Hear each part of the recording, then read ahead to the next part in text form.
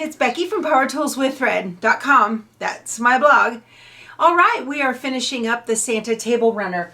I went ahead and stitched him up number 5, Santa number 5. I went ahead and did it up. The construction is the same as Santa number 2. It just has different words. This was so much fun. Take a look. I decided to do a double border because the red just needed something to break it up between the red on the bottom of the shirts and the red in the border. Very, very happy with how this turned out. I think this was a lot of fun. You know, there are so many of these Santas over on our Facebook group, Power Tools with Thread Facebook group. Please join. And lots of ideas, lots of fun fabrics that people were using. One lady even put scenery fabric in the background with a church and some trees and houses. Very, very, very cute stuff. I wanted to go over, as a kind of a wrap up, what we learned. We learned a lot in this Embroider-along. We learned a whole lot. So I made some notes.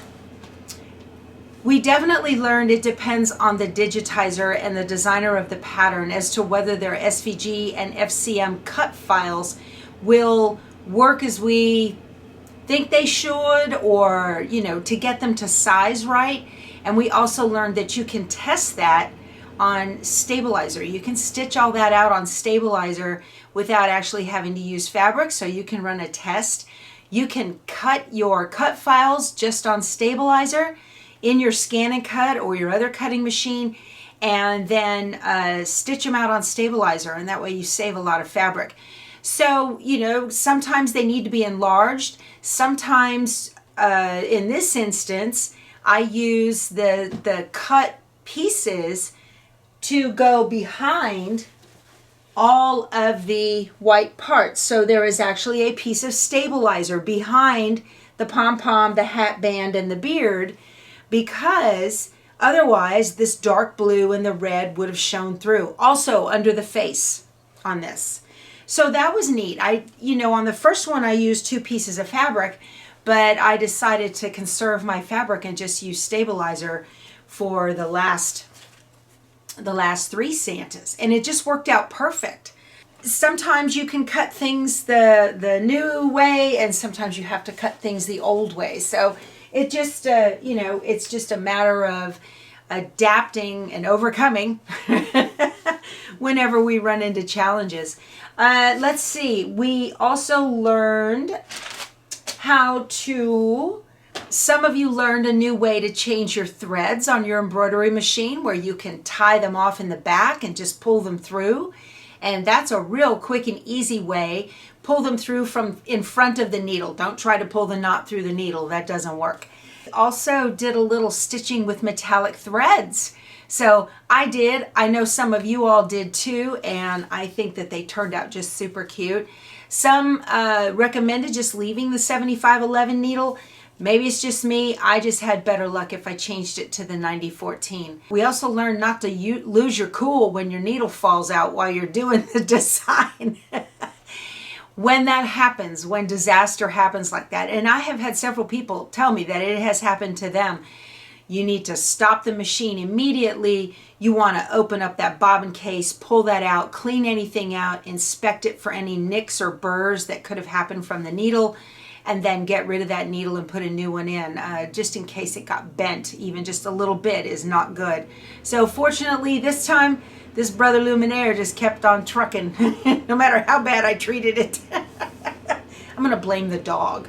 We learned, we have a couple of people from Australia on our Facebook group, and we learned that plum pudding, since this pattern is from Australia, Sweet Pea Designs in Australia, we learned that plum pudding is a tradition down there, and what I'd called frosting or icing is actually custard. So thank you very much for explaining that to all of us Yanks. We don't know any better. So that was it. And so the rest of this video is just pretty much technique of how I sewed the Santas together, how I put on the 2 borders, and I actually, underneath, I didn't use batting on the borders. I used fusible fleece. Okay, now we need to get our Santas together. And so the way you want to do that is to make sure that you want to try as best you can to make sure that you can't see, or if you want to match up the outside stitching line, put them together, and you want to match the shoulders, okay, and the ends as close as you can, the top and bottom and the shoulders. So the first thing I'm going to do is I'm going to match the shoulders. And the easiest way to do that is take a pin and put it in the stitching dead center of the shoulder from the back forward, and then put it in here in the center of the shoulder stitching here, and get them matched up as close as you can. And now that you've got them anchored with a pin, you'll want to, it's kind of hard to get through all these thicknesses, but you can, I'm going to sew from this side, I think. You can pin them like this now, and they should be fairly close. And then don't worry if the ends aren't perfect, don't worry about that right now. I'm pinning them just like this. See how they're, this one's longer than the, don't worry about that. Just, you want to match up the stitching lines so that they are, it's hard to see, but I'm going to show you as best I can. There's a stitching line right there where that pin is, and there's a stitching line right here. And I know the stitching is almost invisible to you guys, but I can see it, and I'm going to marry them up exactly so that they are right on top of one another, just like that. Pull this one out. So we've, first thing you do is set the shoulders, and then put your top and bottom stitching lines exactly on top of one another.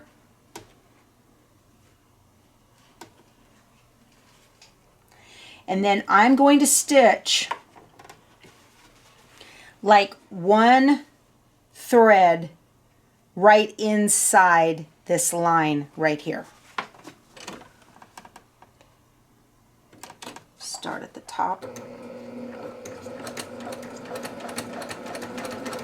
Maybe 1/16 of an inch at the most.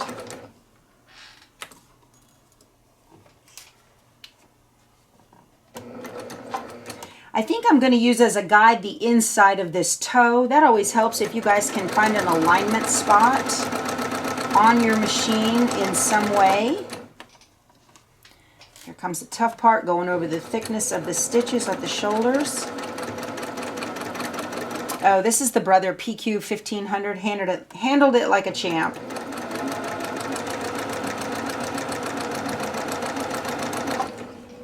Let's see.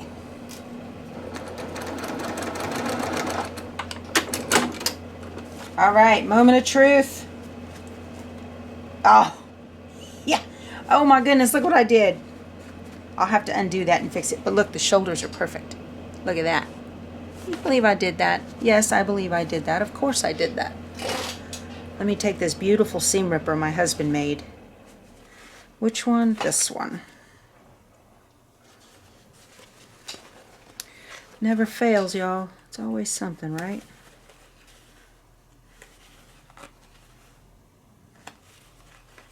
There. Okay. Well, lesson learned, huh? Let me do this again right here. Stitch it in the same spot.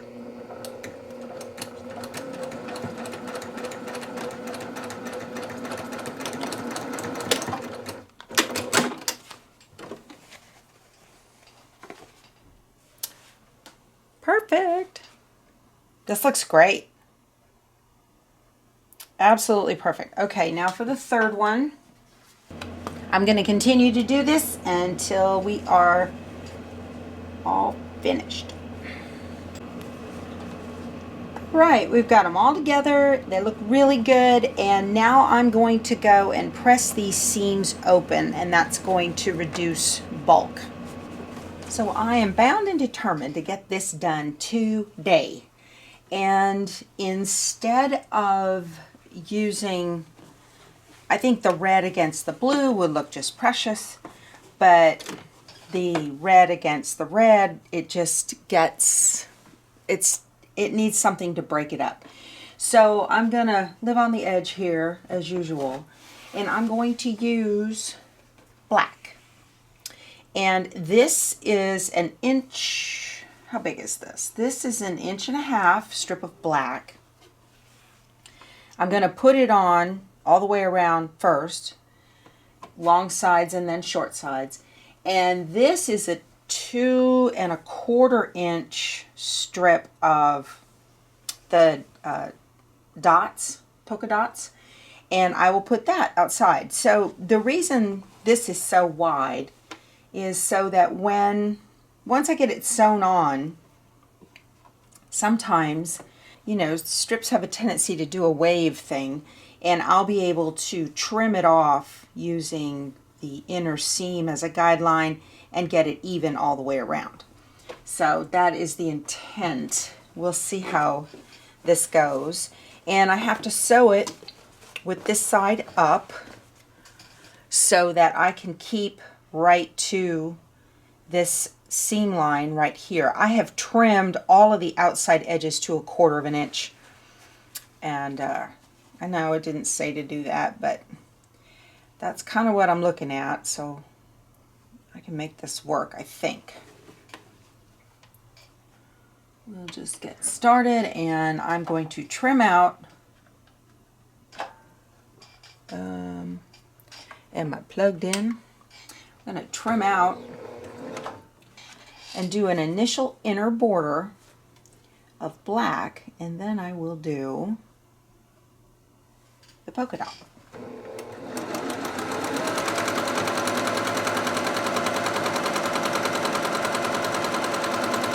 I'm sewing on the Brother PQ 1500 SL, and I've had this machine, probably for about 4 or 5 years now. I got it on an Amazon Prime Day, believe it or not, for $400.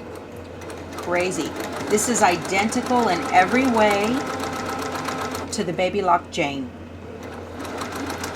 Now, I don't know if you can see it here.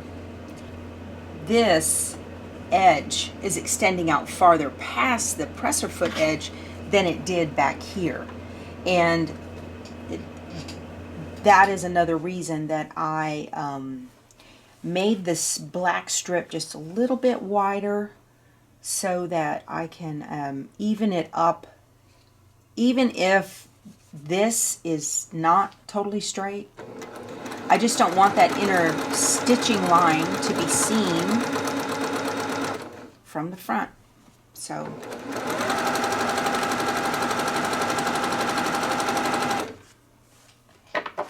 this helps enormously. Okay, now because they're all trimmed to 1 inch, now I'm going to use this outer edge as my guideline instead of using the inner edge. So this kind of just gets everything all straightened out.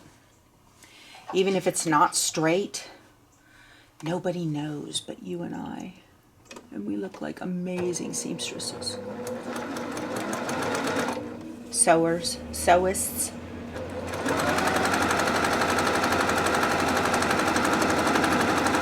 Now I'm keeping that straight on the 1/4 inch line.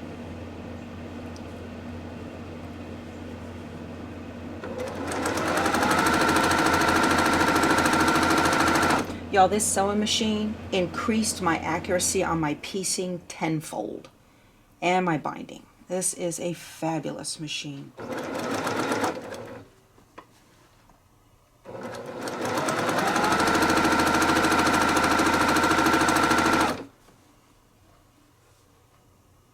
If any of you have this machine and you have a continual problem of the tail being cut too short when you sew and use the automatic thread color, I switched to Connecting Threads Essential Pro. It has a poly core and it works fabulous, and it works perfect every time. Not the Essential, That's 100% cotton. The Essential Pro has a poly core. Makes a world of difference on this machine. Absolute nirvana sewing.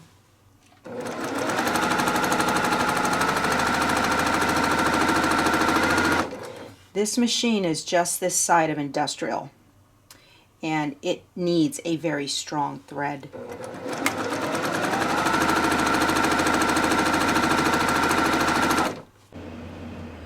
If you're wondering, this polka dot is part of the American Jane patterns from Moda.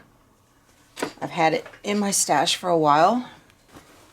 See, the beauty of this method, like I said, is even if the, my Santas were not straight, they look straight now, which is nice.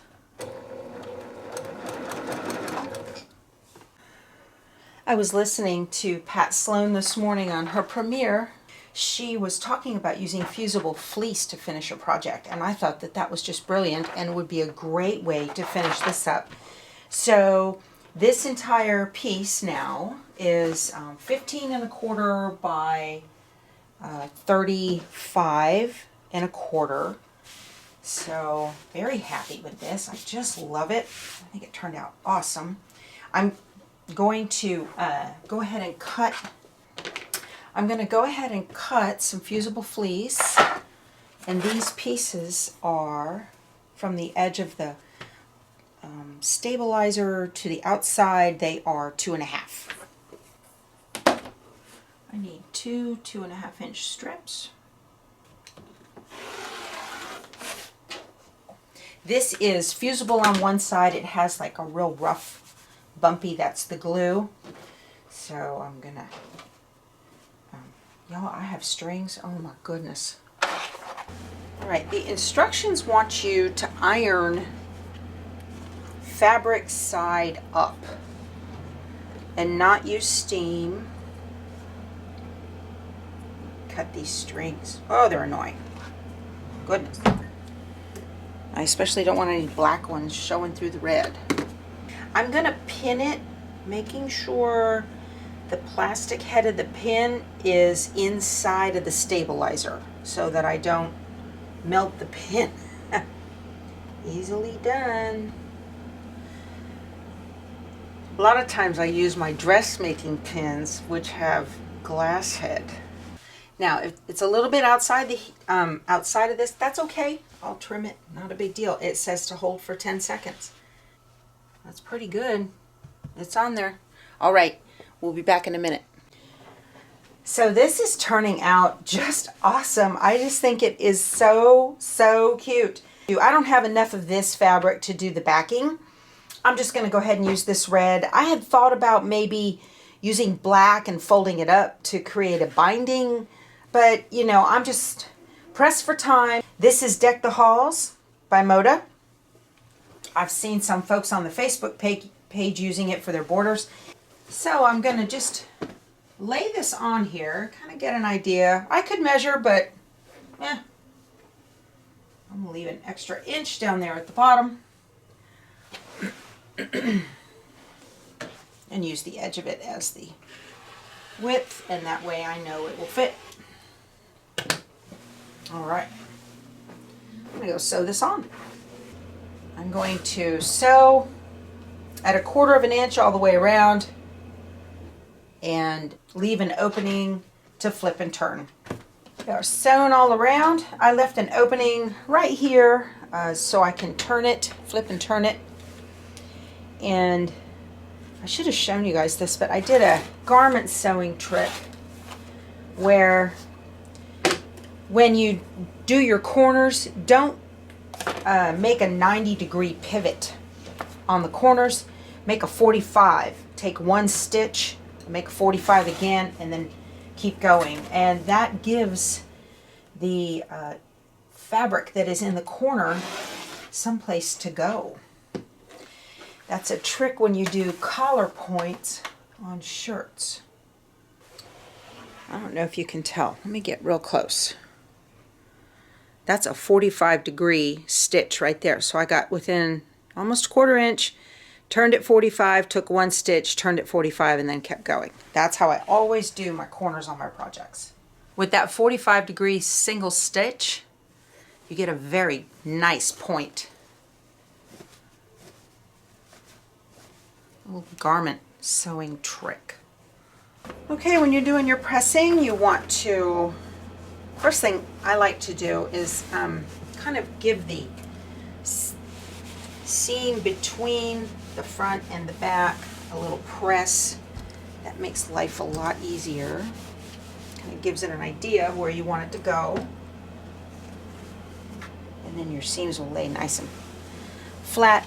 You want to see just a tiny, tiny bit of the front from the back. And that's going to make sure that you don't see the bottom of the runner from the top. I'm also going to take a single stitch around the outer edge, and it will hold that. Anyway, this has been a lot of fun. I really enjoyed it, and congratulations to all of you that have gone through it with me and you got your project done, because now you actually have a Christmas project done before Christmas. That in itself is very novel in my life. All right, you guys, that's it. I really appreciate you doing this with me. Don't forget, October 5th, we are going to start the Villa Rosa Designs Fa La La quilt. I will link to the pattern below. If you are overseas, you can always get Villa Rosa Designs from their digital download on their website. Anyway, I just wanted to thank you all very much. I look forward to our next sew along, and we'll talk to you soon. Go sew something. Bye.